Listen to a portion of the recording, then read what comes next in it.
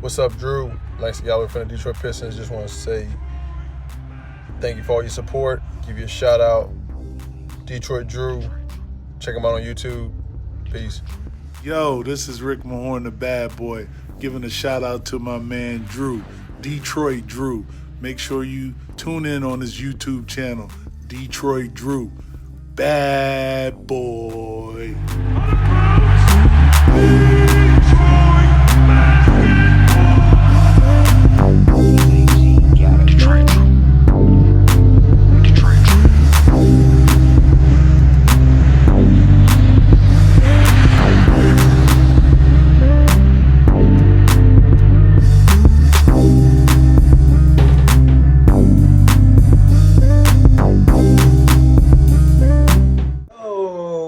What's going on? Lighting's off. It's late at night. It's like 9 o'clock right now. Forgot to upload a video. I planned on uploading or recording it way sooner, and I just got crazy busy at work today. Completely forgot about it. I'm sitting here like, going through all the comments like, I don't got anything from today. Oh yeah, that's right. I didn't record my video. So editing may be very poor because I have to set up Above the Rim tomorrow, which will be live on my channel tomorrow at 8 p.m. We're doing it a little bit later. I have a bunch of parties and stuff like that to go to tomorrow, so gonna be a busy weekend for Drew. So if there's technical difficulties, just bear with me, man. Bear with me.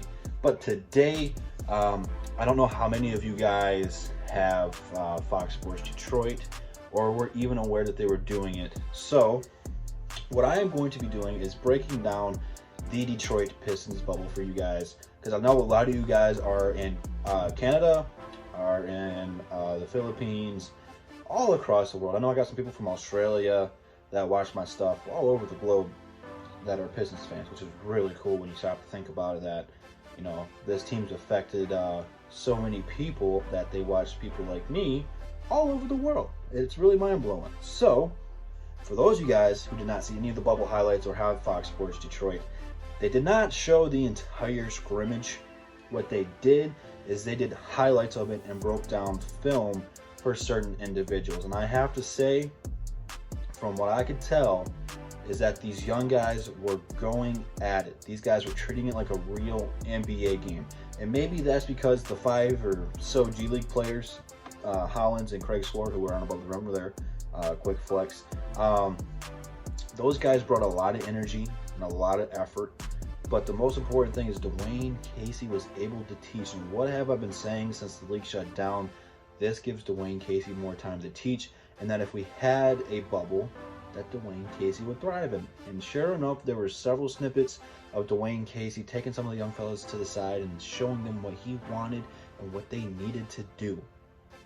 That's what kind of coach he is.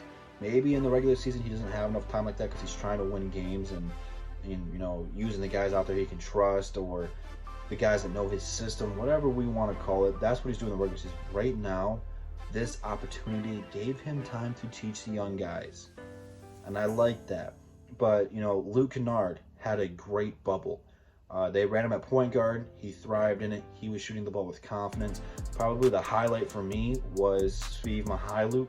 This guy was coming off the screens and pulling the trigger right away. Looked just like Klay Thompson pulling some of those shots up. He shot one from like 32 feet away from the hoop. It hit nothing but net. I mean, he was pulling these shots up left and right. And then what he was able to do was make those defenders who know him the best overcommit on the three, drive to the basket, and find the open big man for an easy layup, easy dunk. And that's kind of what I want from Mihailuk. You know, the thing Mihailuk struggled last year with playmaking was he turned the ball over a lot. So I want to see him get more efficient with that, and he's going to be good to watch. Bruce Brown played point guard and played really, really well. Came out there, found the good passing lanes, made the smart decisions, was just really good and efficient. Sekou did a great job playing off the ball, staying open, making himself available, waving his arms so the player with the ball knew where he was at. Did Sekou things. Jordan Bohm flying by people. I want to call him our Ric Flair because he is styling and profiling, limousine riding, jet flying, wheeling, dealing, son of a gun. This guy has some wheels on him, man. He was flying all over the place, man. Definitely the fastest player on the team. I really hope he gets an opportunity to make the roster this year. And, you know, whoever we draft at point guard this year, I really want to see Bone be that third point guard. You know, those games Derrick Rose needs to take a load management or gets hurt. Let Jordan Bone get some of those opportunities, man. Yeah, they all played well. They all played well. I am expecting big things from this young core. You know, they've had almost an entire year. Come January, it will really almost be a year, because that's when the regular season is supposed to start, of having an off season to condition, to work on the individual games, practice fundamentals, practice shooting forms, all this stuff. These guys should take a big jump. Will it translate to wins?